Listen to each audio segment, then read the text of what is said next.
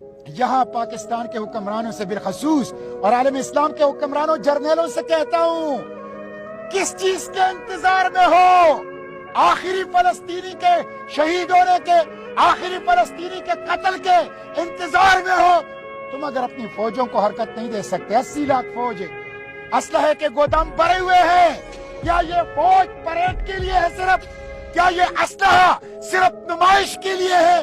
अगर आप गज्जा को अस्करी ताकत से नहीं बचा सकते तो पानी तो पहुंचा दो, खुराक तो पहुंचा दो, अद्वियात तो पहुंचा दो, कम से कम ये काम भी नहीं कर सकते।